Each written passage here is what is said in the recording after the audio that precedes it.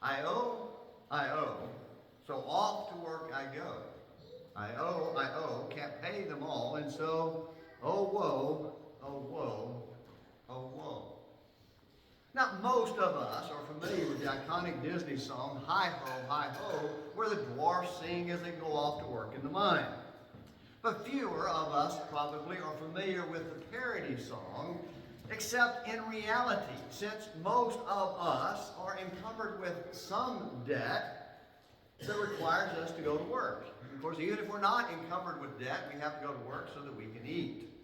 And without getting into the details of the dangers of debt, other than to recommend great prudence and caution, we must spend some time this morning looking at the theology of work as defined by Paul in 2 Thessalonians 3, 6 through 13. Now, such a study is important for two reasons. One is that work is discussed in detail throughout the Bible, and particularly here in 2 Thessalonians. Paul had already spoken of the necessity of work in 1 Thessalonians 4. If you'll look over there briefly in 1 Thessalonians chapter 4 and verses 9 through 12, he's hinting at what he has to address in more detail in this second letter. But in verse 9 of chapter 4, he says this: Now as to the love of the brethren, you have no need for anyone to write to you, for you yourselves are taught by God to love one another. Part of that loving one another is for indeed you do practice it toward all the brethren who are in all Macedonia. But we urge you, brethren, to excel still more, and to make it your ambition to lead a quiet life, and attend to your own business, and work with your hands just as we commanded you. And so Paul is talking here about the practical application of loving your brethren is working and minding your own business. It is appropriate, though, for love also to work so that we can help care for and help others who are in need. But on the other hand, expecting our brethren to support us so that we can mooch off of them is not love at all. That's not what he's talking about here. And clearly, some of the brethren there in Thessalonica did not get that message from Paul. Did not understand that, and so that's why Paul had to address this more detail in the letter, and even address it in 2 Thessalonians in the form of the threat of actual rebuke or disfellowshipping or withdrawing from members who wouldn't work. And that gets into the subject of church discipline, which will be our study next week. We'll talk about church discipline as it is discussed somewhat here in 2 Thessalonians and next week's lesson. But really, I don't think that's a problem here. I don't think we have a bunch of mooches here. I think everybody here is hardworking and is determined to be self-sufficient to the best of their ability. And so that's really not the focus so much of our lesson this morning. The second reason for our discussion of the theology of work is our attitude toward and at work is one of the greatest direct reflections of our faith out in the world.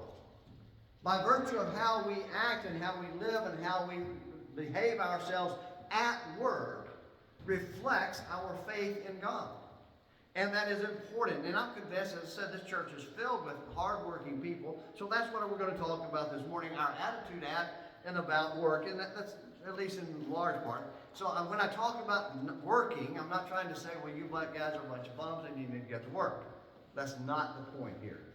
But I am saying that we need to be very careful about how we approach our work and how we talk about our work when we're out in the world. Because for most of us, think about this for a moment.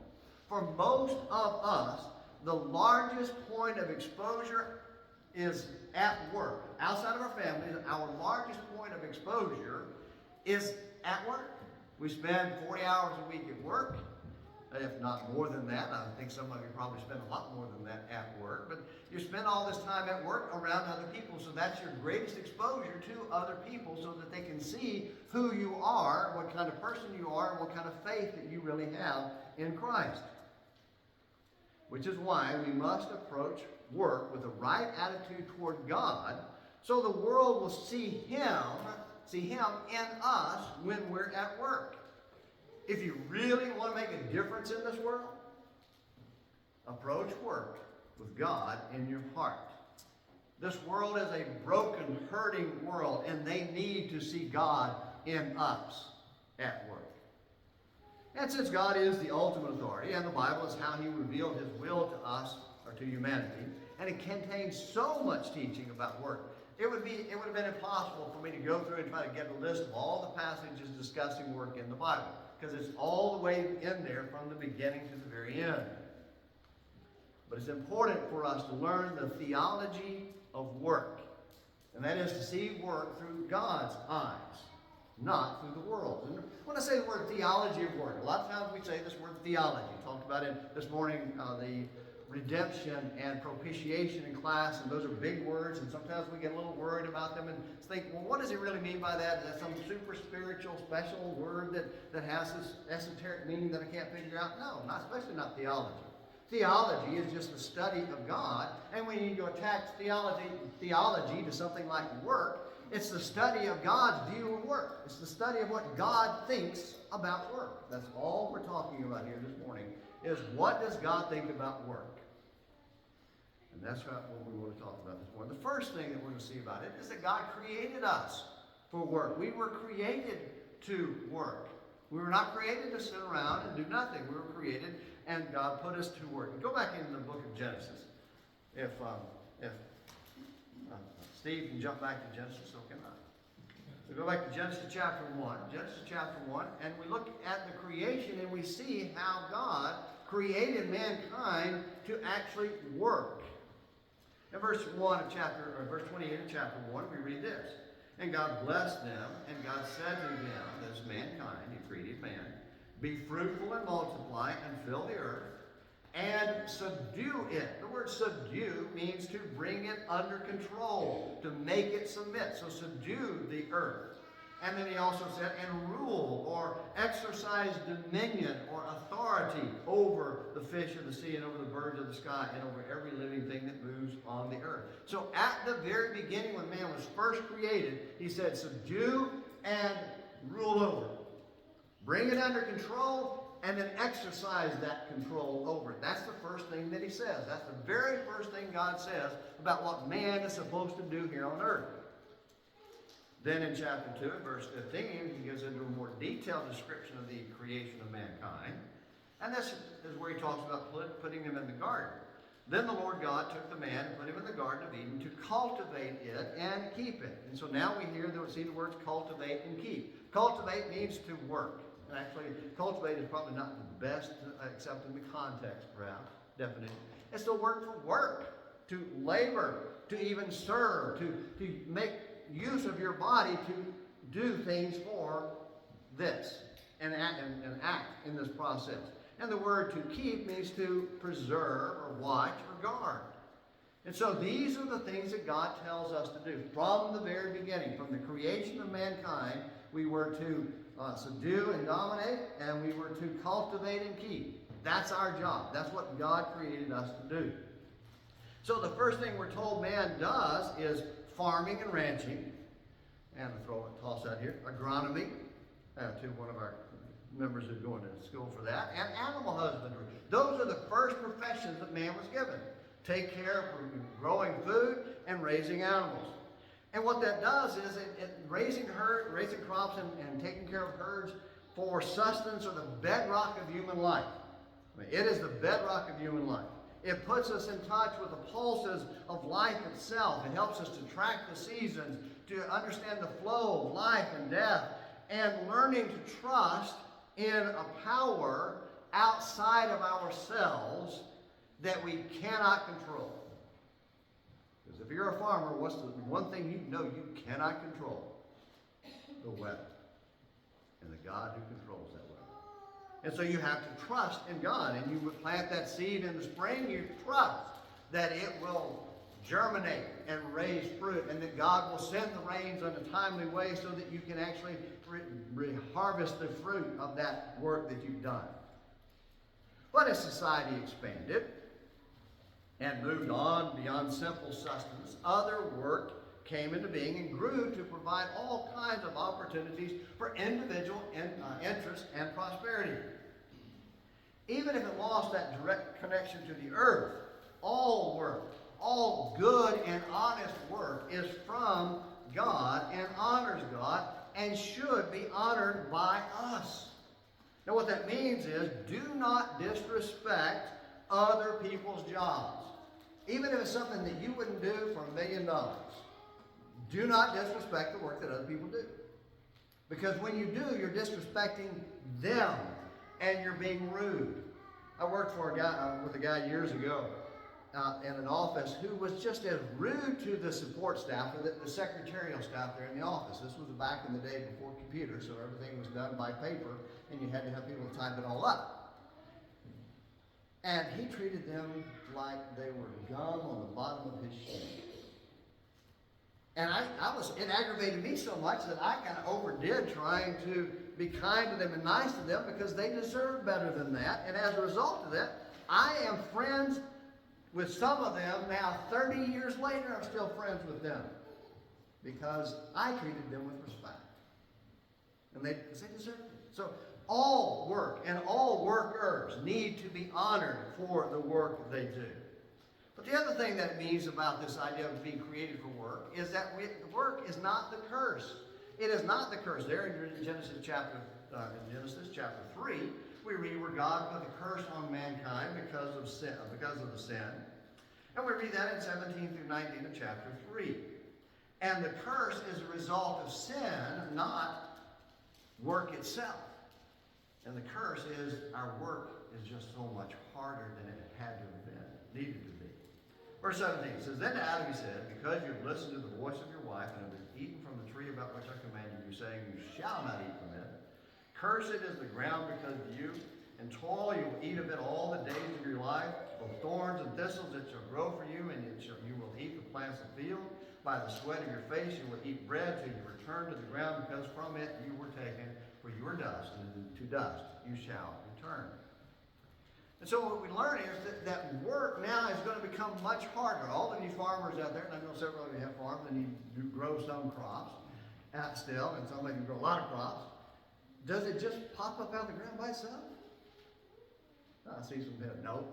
No. You have to get out there, and you have to plow, and you have to plant, and you have to weed, and you have to work, and you have to, if it doesn't rain, you have to, if possible, make sure it gets water. It takes a lot of work and effort to get that to produce itself, to reproduce the way God intended it to reproduce. That's part of the curse. Now, flipping into the New Testament, turn over to Romans chapter 8. We're not in Romans 8 yet, but in Romans chapter 8, Paul talks about this curse from the standpoint of, in a sense, the world itself feels that curse. Even the world is not sentient, it doesn't have understanding, it's not a spirit being, but it reflects this curse. Verse 19 of Romans chapter, verse 19 of Romans chapter 8. For the anxious longing of the creation waits eagerly for the revealing of the sons of God.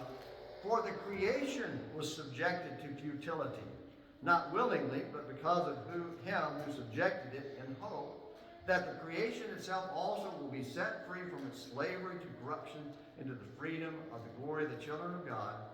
For we know that the whole creation groans and suffers the pains of childbirth together until now.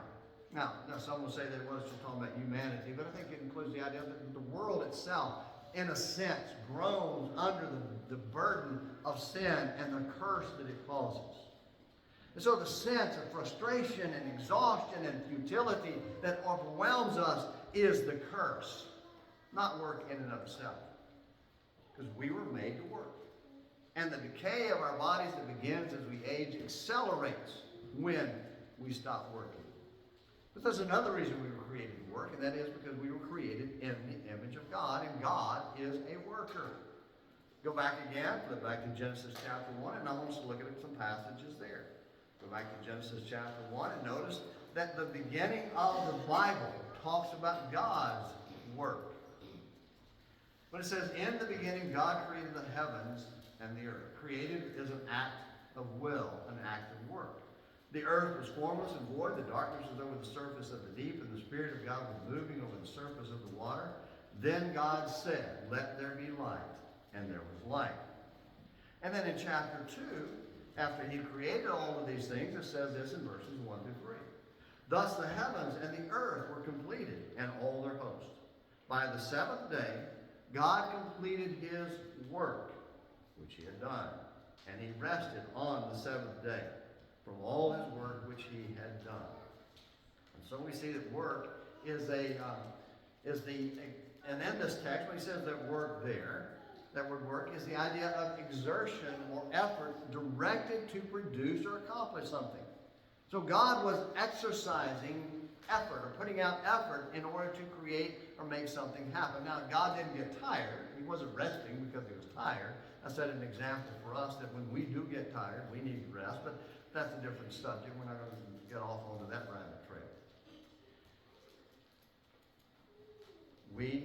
Whatever our work is, whether it's simple labor or business occupation or even artistic endeavors. Sometimes we think of people who are involved in the arts or artistic endeavors. We think that their work doesn't deserve to be honored like, well, I work with my hands, or I work in an office and I make all these things happen. And some guy who creates beautiful things, or some woman who creates beautiful songs, or whatever, some person who does that, they don't deserve the same kind of honor that we deserve. Well, don't think that way. Think of it this way. In Exodus chapter 35, God refers to the gifted women and men who were involved in creating the beautiful artwork and the things that went into the creation and making of the tabernacle. And in 1 Kings chapter 7 and verses 13 and following, he's talking about the man who was brought over specifically to engage in the leading and the making of the beautiful things that went into the temple of God. So God honors those kind of people with those kinds of gifts.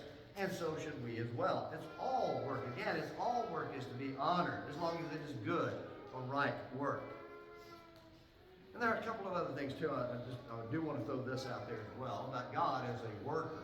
Is that God continues his work and the continuation of the world. The fact that the world continues to exist. Flip over and go back to the New Testament. Go to Colossians chapter 1. Just a couple of passages here. In Colossians chapter 1, Paul, writing to the church in Colossae, says this about God's work and the fact that he keeps the world going.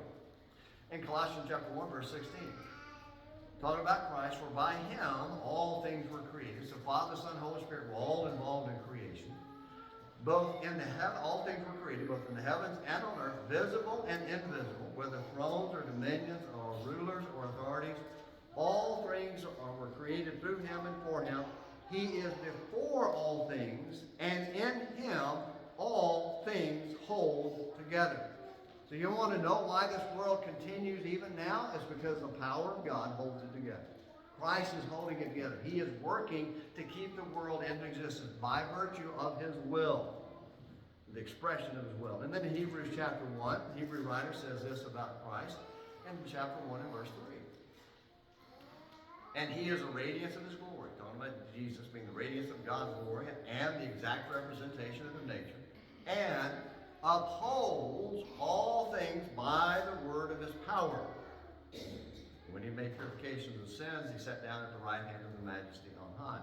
So Christ is working in creation and in holding up creation. So Christ is working. And so if we wanted to diminish or demean work, then we're diminishing and demeaning Christ. But not only that, it's also in the redemption of the world through Jesus. And there's some passages in John chapter 4. Let's look over there in John. Jesus talks about himself working as well as the Father was working in the process of bringing about redemption. So the process of bringing redemption was a work. It took effort. It took action on the part of God. In chapter 4, verse 34, we read this. Jesus said, my food is to do the will of him who sent me and to accomplish his work. And this was when he was there at the well in Samaria, and the woman came out and he talked with her and sent her in and convinced her, and then she went in and convinced the people there that he was the Messiah. So he was there, part of his work, and the disciples came out and said, we've got food. He says, I've already eaten. I've done my job. I'm reaching out to souls with the good news of King who is coming, the Messiah. Then in chapter 5, verse 17, he says something very similar in chapter 5. Verse 17, he says, but he answered them, my Father is working until now, and I myself am working. And this was in a conflict with the Pharisees over the keeping of the Sabbath. He said, I'm still working. So there was a work that continued on even on the Sabbath, and it was continuing on in the form of Jesus coming to this world to bring salvation. And in one other passage, chapter 9 and verse 4, he says to us, we must work the works of him who sent me. As long as it is day, night is coming when no one can work. So all of us have a part in the working of God, in the working of Jesus, and the redemption, and that is by virtue of participating in it and then sharing that news about it with others as well. One last thing on this, and that is that God's work is done through the expression of his will in words. God said, you go back to Genesis 1 and 2, Genesis 1, God said, God said, God said. God said, and it was. Work begins in the will and in the mind of God, and since God created us in his image, Genesis 1, 26 and 27, all our work begins in our will as well, in our minds. Our mind receives information and decides which orders to give our bodies to act and to create.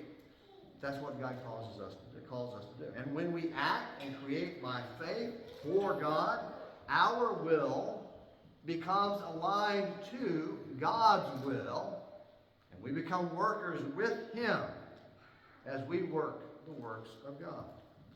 Because in our mind is where we hear, believe, and decide to obey the gospel so we can receive the forgiveness of sin, the redemption that he's bringing, and participate in God's redemptive work. God has given us the work of submitting to his will and bringing our own bodies in subjection to him. That's what God has done for us. And it isn't easy. It isn't easy because of sin's curse. Sin's curse puts temptations in front of us, and we have to fight them. And that's what he talks about in Romans chapter 7 in verses 14 and following. And we'll go back and read that, but I'll just give you the East Texas version. I didn't do what I was supposed to do. And I did what I wasn't supposed to do. And it's killing me. God, what am I going to do? God says, I give you Jesus Christ to redeem you from your failure to obey me. You keep trying, you keep pressing on, and put your faith and your trust in Jesus to forgive us. That is an act of the will, responding to the message of salvation in Jesus Christ. Well, the second thing that we are, besides being created for work, is we are commanded to work. And that takes us back to our text. So you wonder, when's he going to get into 2 Thessalonians 3? Well, here we are, back in 2 Thessalonians chapter 3. We are commanded to work. Now, it's interesting, the first command here is to stay away from anybody who won't work. And that gets into discipline that we'll talk about next week. That's in verse 6. Second, Paul gives us an apostolic example of work. Look at verses 7 and 8. For you yourself know how you ought to follow our example. That word follow is mimic, imitate.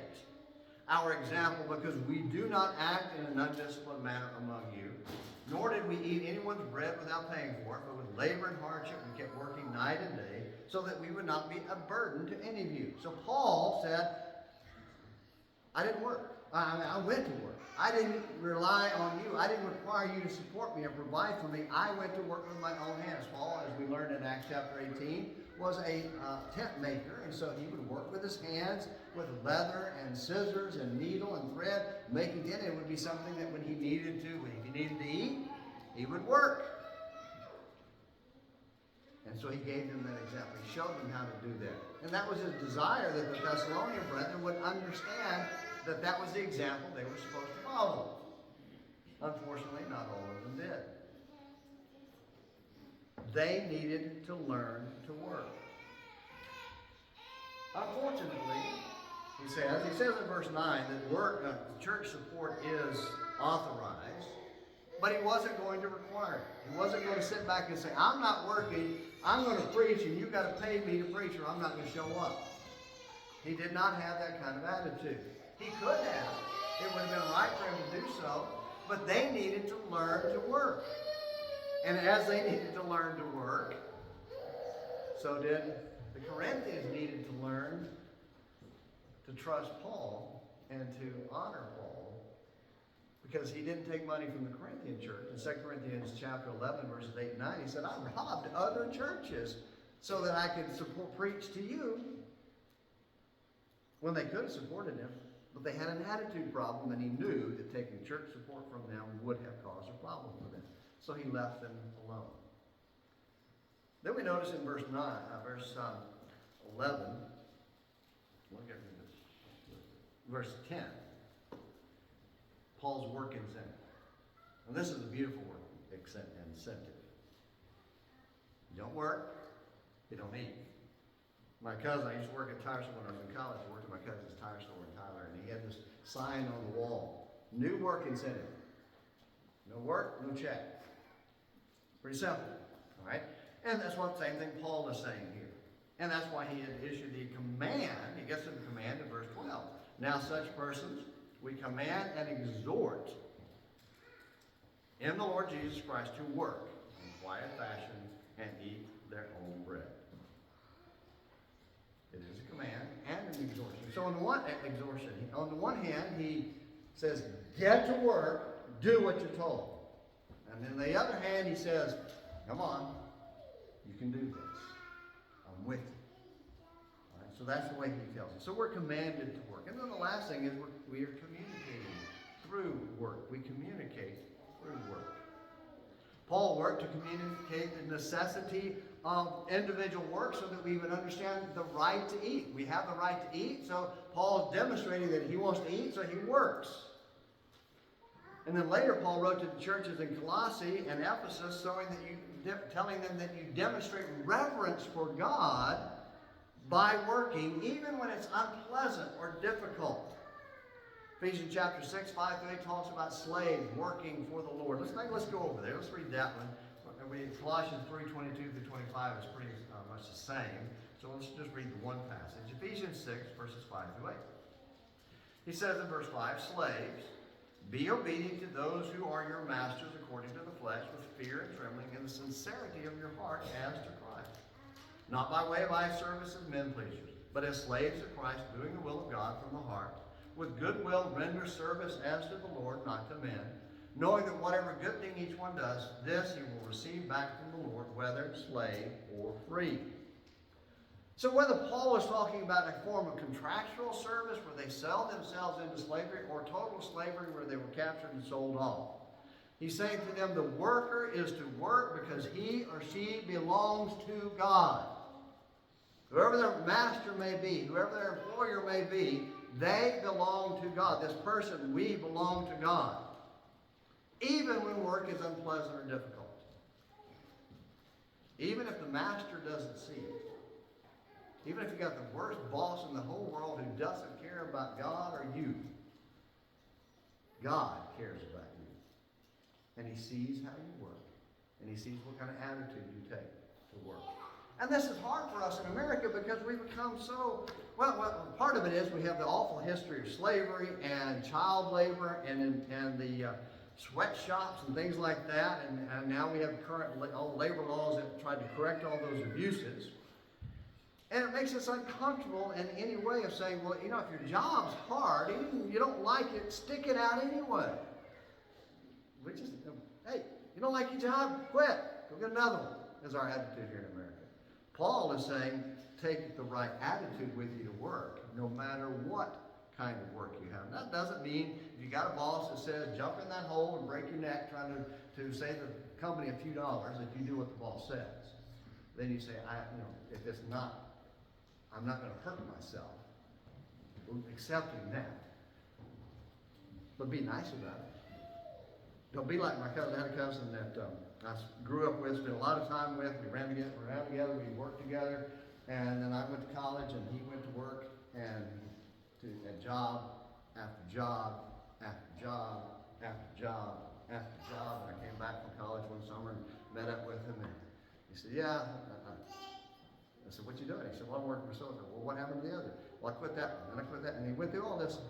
All the bosses were, well, I can't repeat what he said, because he's that kind of guy. But I looked at him and I thought to myself, I don't think the bosses were the problem. Maybe the problem is you. Bad attitude about it. Bad attitude.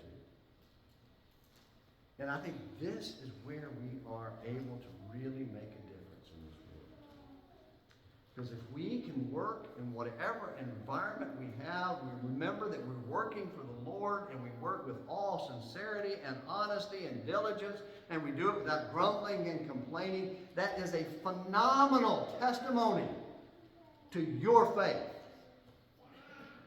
Because living in today's America, what do? You moan and groan about every obligation. You complain about having to show up and work in the first place. Oh, I had to go to work this morning. Well, no work, no play, etc. And we just ooze this disappointment that we actually have to do something to get paid.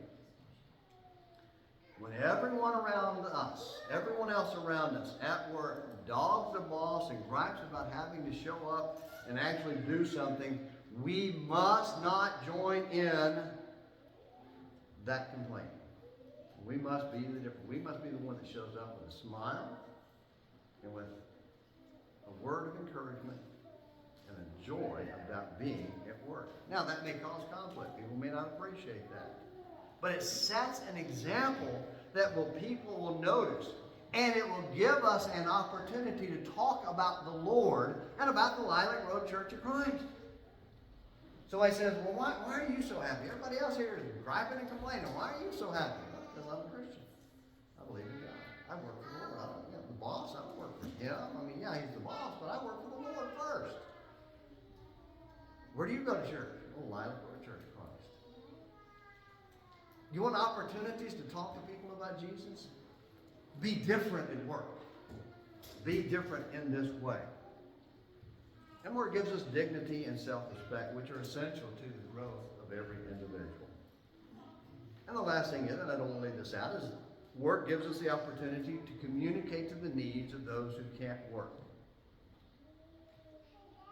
Those of us who work hard can, if we're not careful, get so focused on the deadbeats out there who are trying to beat the system and not have to actually work to live, that we get tired of actually caring for those who can't work and do need our help, and even those who need it from time to time. We must not let that happen. Keep working. Keep serving. Keep exhorting. Now, don't help the deadbeats. You know they're a deadbeat, don't help them. If they won't work, don't let them eat. But don't lose your compassion for those who need it.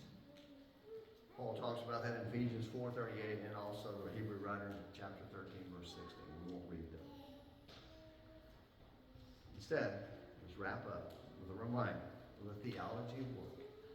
The theology of work teaches us that we were created for work, that we're commanded to work, and that by means of that we are able to communicate God to the world through our work. I'll repeat this. I think everyone here works really, really hard to be self-supporting and self-efficient.